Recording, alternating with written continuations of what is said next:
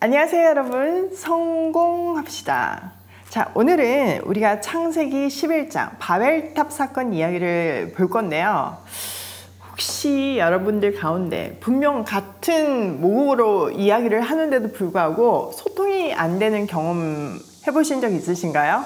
사실 우리가 그런 경험 많이 하죠.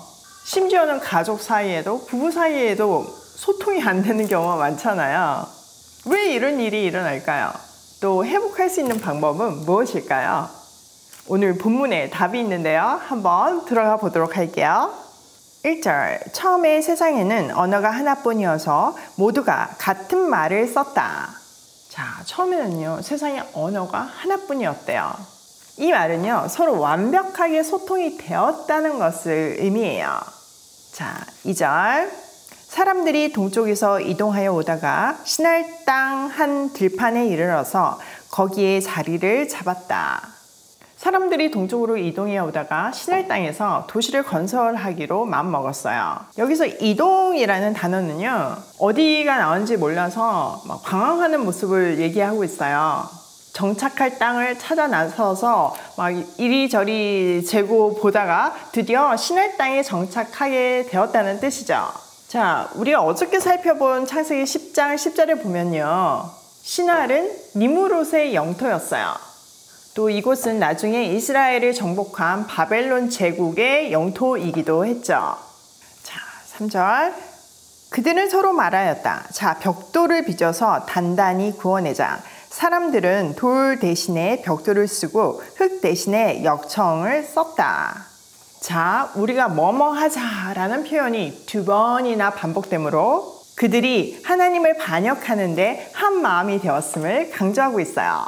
또 그들은 도시를 건설하는데 벽돌과 역청을 썼어요. 이것은 견고한 건축물을 만들기 위한 인간의 노력을 보여주고 있죠. 그냥 흙으로 지은 게 아니라 이거를 불에 구워서 벽돌 더 단단하게 만든 거잖아요. 그러니까 하나님이 주신 창의력과 지혜로 환경을 극복해낸 거죠. 이 축적된 기술은 과연 어떻게 사용될까요? 한번 볼게요. 4절, 그들은 또 말하였다. 자, 도시를 세우고 그 안에 탑을 쌓고서 탑 꼭대기가 하늘에 닿게 하여 우리 이름을 날리고 온 땅 위에 흩어지지 않게 하자. 안타깝게도 하나님을 대적하는 데 쓰였어요. 자, 그들은 홍수를 경험했잖아요. 적어도 그 홍수에 대한 이야기를 들었던 사람들이잖아요. 그러니까 그 홍수를 방지하기 위해서 높이 탑을 쌓은 거예요. 또 그 탑을 하늘에 닿게 함으로써 하나님을 의지하는 대신 자기 인생은 내가 책임지겠다라는 의지를 보였어요. 이것은 마치 선악과를 따먹음으로 해서 스스로 하나님처럼 되기를 원했던 아담과 하와의 모습과 같죠. 또 우리의 이름을 내고에서도 하나님처럼 되려는 불순한 의도가 보여요.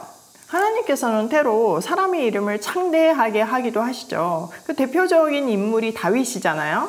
그런데 다윗은 내가 유명해지고 내 이름이 창대해지고 이스라엘이 부강하는 것에 목적을 두지 않았어요. 자기 이름을 창대하게 하신 분이 하나님인 줄을 분명하게 알았고 그 위치를 사용하시는 하나님의 뜻에 맞게 그 모든 부와 권력을 사용했어요. 또 모든 영광을 주께 돌려드렸죠.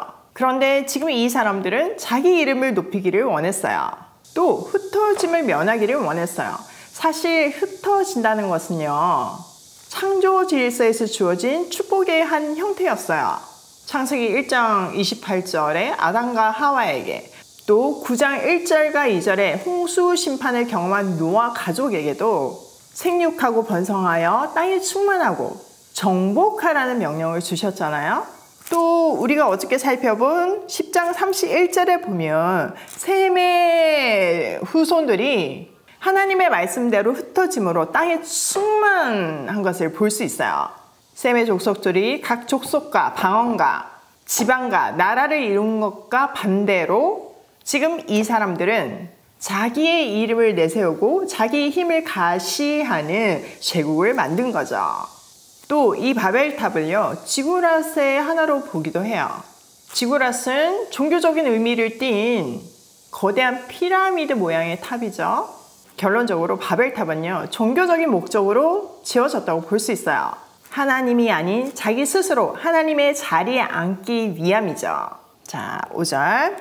주님께서 사람들이 짓고 있는 도시와 탑을 보려고 내려오셨다. 주님께서 말씀하셨다. 보아라. 만일 사람들이 같은 말을 쓰는 한 백성으로서 이렇게 이런 일을 하기 시작하였으니 이제 그들은 하고자 하는 것이 무엇이든지 하지 못할 것이 없을 것이다.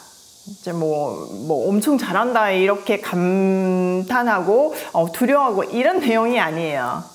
하나님은 인간의 반역에 다소 냉소적인 비아냥으로 스스로 하나님이 되고자 하는 인간의 그 의도와 흑심에 장단을 맞추고 계시죠. 마치 우리 애들이 뭔가 잘못했을 때 우리가 잘한다 잘해 이러잖아요. 진짜 잘해서가 아니라 이런 비아냥이잖아요. 그런 뉘앙스예요. 7절. 자, 우리가 내려가서 그들이 거기에서 하는 말을 뒤섞어서 그들이 서로 알아듣지 못하게 하자. 주님께서 거기에서 그들을 온 땅으로 흩으셨다. 그래서 그들은 도시 세우는 일을 그만두었다. 하나님께서 거기에서 온 세상의 말을 뒤섞으셨다고 하여 사람들은 그곳의 이름을 바벨이라고 한다. 주님께서 거기에서 사람들을 온 땅에 흩으셨다. 자, 인간의 반역에 하나님도 대응하세요. 언어를 섞으심으로 해서 서로 알아듣지 못하게 돼서 온 땅으로 흩어져요. 자, 아담이 범죄한 이후에 가장 먼저 찾아온 것이 뭐였나요? 네, 맞아요. 소통의 부재였어요. 하나님을 두려워해서 숨잖아요. 또 아내 탓을 하잖아요. 죄의 결과인 거죠. 죄로 인해서 소통이 단절되었어요. 우리도 그런 경험 많이 하잖아요. 같은 한국어를 쓰는데도 말이 안 통하는 경우가 얼마나 많나요? 이 소통의 부재가 되면 결국 마음이 상하게 되죠. 그리고 뭐 자주 안 만나게 되잖아요. 지금 이들도 그렇게 됐어요. 서로 싸우게 되고 오해하게 되고 미워하게 되면서 흩어지게 되는 거죠. 사실 이런 일은요, 같은 언어를 쓰는 교회 안에서도 회사 안에서도 심지어는 가정 안에서도 늘상 있는 일이에요. 부부가 말이 안 통해서 마음이 안 통해서 헤어지는 경우가 얼마나 많나요? 소통이 안 되는 건 참 괴로운 일이에요. 그러면 이 소통이 안 되는 것이 회복될 수 있는 방법은 있을까요? 그런 경우가 성경에는 있을까요? 네, 당연히 있어요. 사도행전 2장에 있어요. 사도행전 2장 1절에서부터 13절을 보면요, 이렇게 흩어졌던 언어가 다시 회복되는 것을 보여주고 있어요.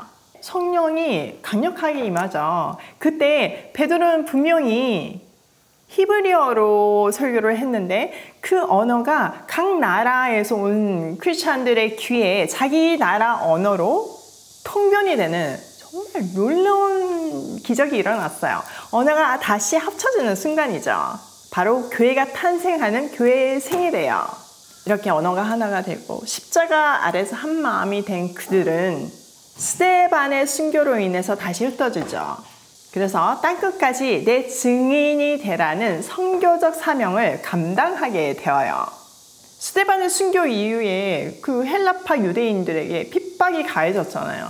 그러니까 할 수 없이 도망을 가면서 이 복음으로 꽉 찬 가슴이다 보니까 도망을 가면서도 가는 곳마다 복음을 전하는 거예요. 그러니까 도망 지도가 복음 지도가 되는 기적이 일어난 거죠. 이런 것들을 보면서 하나님은 핍박도 축복도 그 모든 것도 또 우리의 나쁜 의도도 사용하셔서 하나님의 계획을 이루신다는 것을 볼 수 있어요. 또 우리가 하나님 아래에 있을 때, 하나님 안에서 복음으로 한 마음이 될 때 비로소 소통할 수 있음을 알 수 있죠. 또 소통이 안 되던 사람들도 이 회복의 역사가 일어날 수 있다는 소망을 가질 수 있어요. 진짜 가슴이 웅장해지는 하나님의 스토리이지 않나요? 자, 오늘 내용을 우리 삶에 적용하면 첫 번째, 하나님이 축복으로 주신 것들을 변질시키지 말자. 하나님이 생육하고 번성하고 땅에 충만하라, 흩어져라고 그 축복을 주셨어요. 근데 사람들은 그거를 악용해서 그 말을 순종하지 않고 세력을 키우고 모이려고 하죠. 그런데요, 우리는 흩어질 때 행복할 수 있도록 지음을 받은 거죠. 선교적 사명을 감당할 때 행복하도록 지음을 받았다는 뜻이에요. 사실 다음 주가 되면 이제 우리 가족들이 흩어지거든요. 중국으로 또 미국으로 이렇게 흩어지는데 그 흩어짐의 의미를 하나님께서 이 본문을 통해서 다시 한번 주시는 것 같아 막 힘이 나더라고요. 그래, 선교적 사명을 감당하는 것. 우리는 하나님의 동산이라는 것. 동산은 움직일 수 있는 거잖아요. 부동산은 못 움직이는 거고요. 그러니까 하나님의 동산인 우리는 하나님이 이동시키실 때 가야 되는 게 맞는 거죠. 그때 가장 행복한 삶이라는 거죠. 그래서 우리 가족이 정말 선교적 사명을 감당하는 가족이 됐으면 좋겠다. 각자의 자리에서 각자의 위치에서 하나님의 자녀로 삶으로 해서 복의 근원이 돼서 정말 북한을 살리는 그런 가정이 되면 좋겠다 이런 생각을 했어요. 더불어서 오이 패밀리들도 지금 전국에 흩어져 있잖아요. 또 전 세계에 흩어져 있잖아요. 흩어진 장소에서 각자의 사명을 감당하면서 정말 아름다운 하나님 나라를 이루기로 해요. 두 번째, 흩어지는 것이 축복이다. 여러분, 교회의 문제점 중에 하나가 교회 안에서만 신앙을 발휘하고 모인다는 거예요. 우린 생육하고 건성하고 땅에 충만해야 돼요. 세상으로 나가야 돼요. 사실 제가 출석하는 교회가 예배당을 짓고 이제 이전을 했어요. 그런데다가 이제 저희 남편이 장로고 저는 이제 권사 직분을 맡게 된 거죠. 얼마나 할 일이 많겠어요. 근데 저는 이미 교회 밖에서 맡고 있는 일들이 너무 많잖아요. 근데 지금 막 힘을 합쳐서 교회 안에서 으쌰으쌰 하는데 저는 이거 하면서 또 이 일 하면서 이게 다 안 되더라고요. 그래서 미안하기도 하고 직분을 내려놔야 되나 이런 생각도 들고 그랬거든요. 근데 저희 목사님이 각자의 역할이 있는 거라고, 세상 밖으로 나가야 된다고, 밖에서 열심히 하는 나라 확장하라고, 그게 내 일이라고 얘기를 해주셔서 정말 마음이 편해지더라고요. 진짜 그래요, 여러분. 교회를 섬기는 건 너무 귀한 일이에요. 우리가 교회 안에서 정말 잘 섬겨야 되지만 그 안에만 있으면 안 된다는 거 오늘 본문을 통해서 다시 확인하시고 세상 밖으로, 교회 안뿐만 아니라 세상에서도 선교적 사명을 감당하는 우리가 되면 좋겠어요. 세 번째, 하나님 안에서 소통하자. 하나님 안에 있지 않으면요, 소통 안 돼요. 너무 많이 경험해 보셨잖아요. 자녀, 내가 낳았지만 소통 안 돼요. 하나님 안에 있을 때만 소통이 되죠. 내 뱃속에서 나온 자녀하고도 소통이 안 되는데 다른 공간에서 살던, 다른 문화에서 살던 남편하고 어떻게 막 소통이 되겠어요? 어떨 때만 가능하다? 네, 맞아요. 하나님 안에 있을 때만 가능해요. 답은 알지만 쉽지 않죠. 그래도 조금씩 노력하는 우리가 되면 좋겠어요. 오늘도 하나님이 주신 축복들을 변질시키지 않고 선교적 사명을 감당하는 발걸음으로 고고싱해요.